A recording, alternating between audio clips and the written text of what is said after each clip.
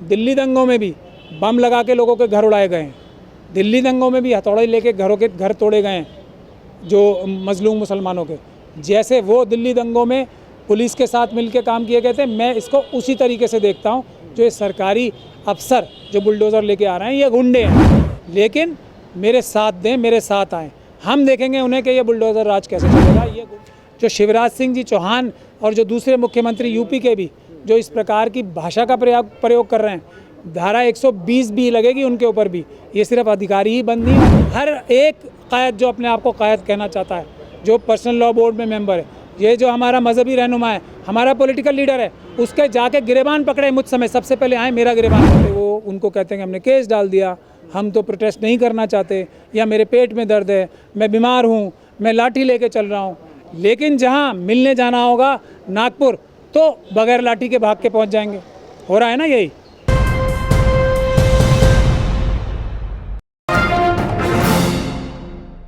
मुसलमानों के घरों पर इस वक्त बुलडोज़र चल रहा है। जी हाँ, और ये कहकर चलाया जा रहा है कि उपद्रव मचाने वाले जितने भी हैं, जितने पत्थर फेंकने वाले हैं, उन सब के घरों को पत्थरों में तब्दील कर देंगे। इस पर कानूनी पहलू क्या है वही जानने के लिए हमारे साथ इस वक्त मौजूद है बातचीत करने के लिए सुप्रीम कोर्ट के वकील महमूद पराचा साहब, जिस तरह से हिंसा हुई है रामनवमी के जुलूस को लेकर, उस पूरे जुलूस में जो कुछ हुआ है उसमें कहा जा रहा है कि मुसलमानों ने पत्थर फेंके हैं, अब उनके घरों को पत्थरों में बदल दिया जाएगा और पत्थर बना दिया जाएगा, और इसी को लेकर कार्रवाई हो रही है और बुलडोज़र चल रहा है। जब तक क़यादत हमारी बुज़दिल रहेगी जैसी है आज की तारीख में, और जिस तरीके की दिखावटी बातें करने में एक्सपर्ट बन गए हैं कि अपना जिम्मेदारी या बरीउल ज़िम्मा होने के लिए कोर्ट में एक पिटीशन लगा दी, एक बयान दे दिया, वीडियो बना ली, ये सब कार्य होते रहेंगे, ये सब काम होते रहेंगे, तो यही अंजाम होगा। क्योंकि मनुस्मृति लागू करने के लिए हिंदू राष्ट्र बनाने की खुला ऐलान आरएसएस और उनके सहयोगी संगठन कर चुके हैं।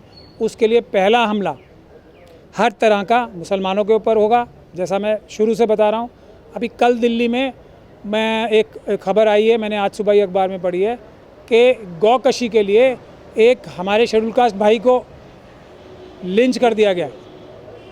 तो क्या किसी को द्वारका में लिंच कर दिया गया है, मतलब पीट पीट के मार दिया गया है। वो कोई मुसलमान नहीं था, हमारा एक शेड्यूल कास्ट भाई था। ये बहानेबाजी है, ये सिर्फ टेस्ट जो है ना, ट्रेलर मुसलमानों के ऊपर है। पूरी फिल्म जो है ये शेड्यूल कास्ट, शेड्यूल ट्राइब और ओबीसी के ऊपर और दूसरी माइनॉरिटीज़ के ऊपर चलने वाली है, चलाई जाएगी। लेकिन जिम्मेदारी, क्योंकि सबसे पहला अटैक, विजिबल अटैक, खुला अटैक, दिखने वाला अटैक क्योंकि मुसलमानों के ऊपर है, तो हम लोगों को जो मुस्लिम क़यादत है उसको आगे आना पड़ेगा। मैं बार बार ये बोल रहा हूँ कि जो गरीब तबका है उनकी जो नंबर आएगा या उनका नुकसान होगा वो बाद में होगा। मुसलमानों के ऊपर भी जो हमारे बड़े बड़े क़ायद हैं उनका सबका नंबर आएगा। जो हमारे बिजनेसमैन हैं बड़े बड़े, अभी मुझे पता लगा है कि मेरठ में भी एक मीट की फैक्ट्री को नेस्तो नाबूद कर दिया गया है।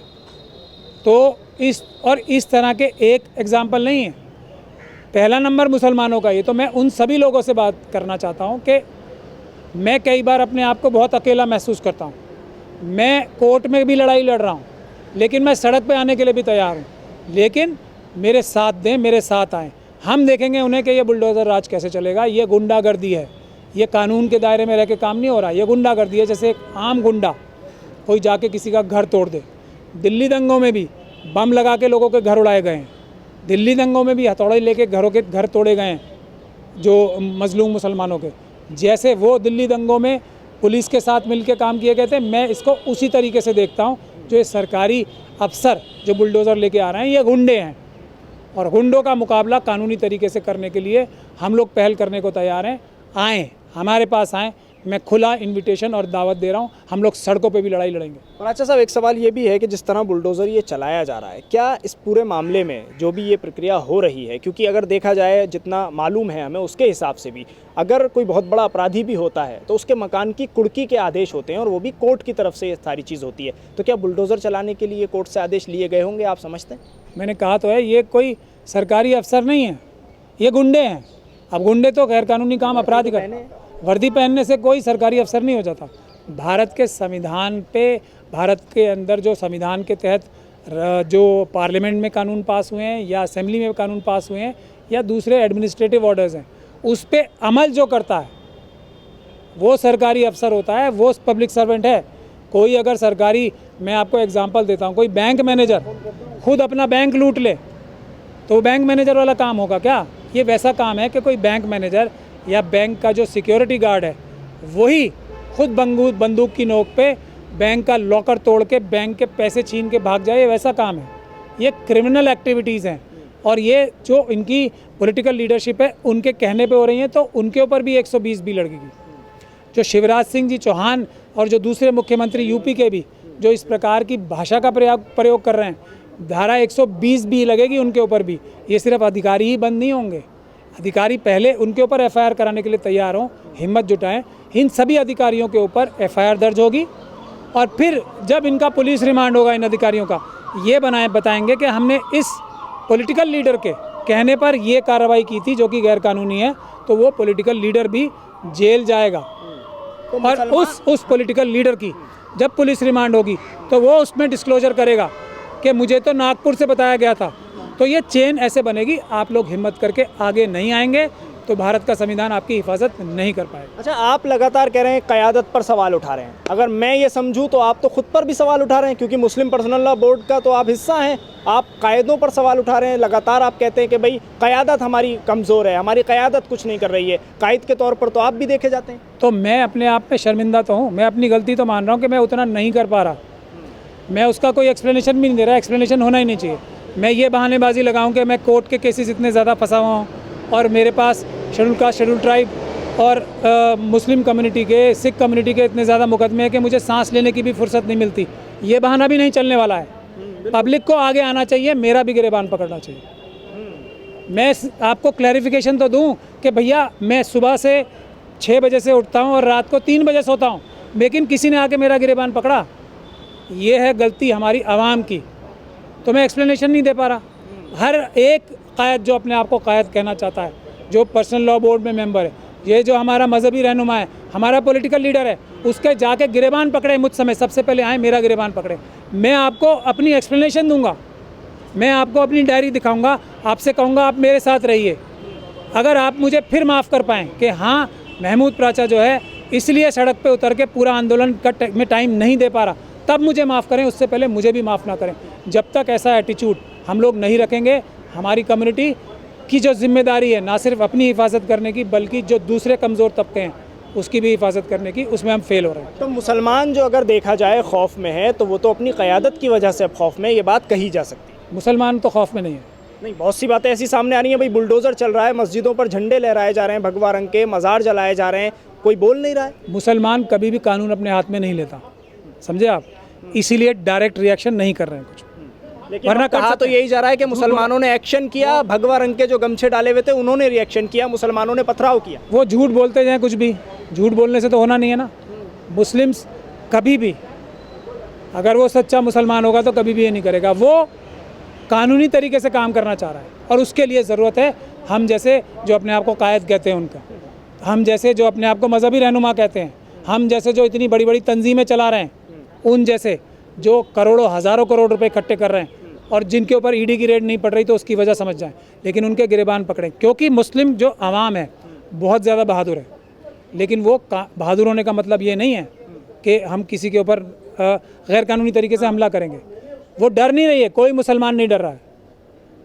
क़यादत उनके पैरों में बेड़ियाँ बांध रही है। वो जाएँ उनसे सवाल करते हैं तो उनको वो सही जवाब नहीं देते। वो उनको कहते हैं कि हमने केस डाल दिया, हम तो प्रोटेस्ट नहीं करना चाहते, या मेरे पेट में दर्द है, मैं बीमार हूँ, मैं लाठी लेके चल रहा हूँ।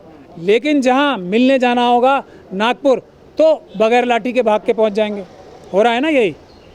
अगर कोई क़यादत वाला ये कह दे कि आइए, जो हमारी आवाम कह के आप, हम चाहते हैं कि आप हमें लीड कीजिए, हम पब्लिक प्रोटेस्ट करना चाहते हैं, हम पीसफुल प्रोटेस्ट करना चाहते हैं, हम कानून के दायरे में रह के प्रदर्शन करना चाहते हैं, हंगर स्ट्राइक पे बैठना चाहते हैं, हम कोर्ट अरेस्ट देना चाहते हैं, उसमें बताएंगे कि मैं बीमार हूँ, मुझे जो है वो क्या है आजकल सबसे अच्छी बीमारी है ना, शुगर है, मैं चल नहीं पा रहा हूँ और क़यादत मुझे ही करनी है, चल नहीं पा रहा हूँ, मुझे लेके चलते हैं 5-5 आदमी, तो लेकिन अगर नागपुर से कोई इनविटेशन आ जाए तो मैं भाग के चला जाऊंगा। फिर मुझे इन सपोर्टर्स की भी ज़रूरत नहीं होती, ना लाठी की ज़रूरत होती है, क्योंकि वहाँ तो कुछ सीक्रेट बात होनी है ना, ये है प्रॉब्लम।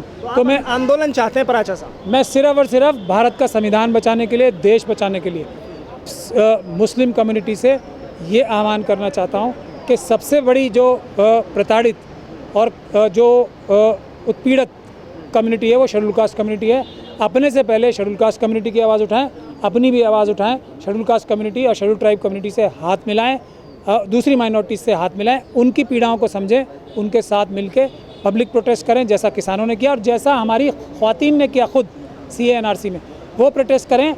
डरे नहीं मनुवादियों से बिल्कुल भी, जो संविधान तोड़ रहे हैं वो डरपोक हैं, वो 2 मिनट में भाग खड़े होंगे। 2 मिनट में संविधान लागू हो जाएगा पूरी तरीके से और फिर सबको न्याय मिलेगा। शुक्रिया पराचा साहब बातचीत करने के लिए न्यूज़ मैक्स से। हमारे साथ महमूद पराचा जो कि सुप्रीम कोर्ट के वकील हैं, वो इस वक्त मौजूद थे। उन्होंने सीधे तौर पर कहा है कि जो बुलडोज़र मुसलमानों के मकानों पर चल रहा है, जो कार्रवाई की जा रही है, सुप्रीम कोर्ट, हाई कोर्ट, देश का न्यायालय, कानून इसकी किसी भी तरह से इजाज़त नहीं देता। और जो लोग ये कार्रवाई कर रहे हैं वो कानून के किसी भी ऐसे डिपार्टमेंट का या कानूनी संस्था का हिस्सा नहीं है जिसको वो अपना बता रहे हैं। दिल्ली से न्यूज़ मैक्स के लिए साहिल नकवी।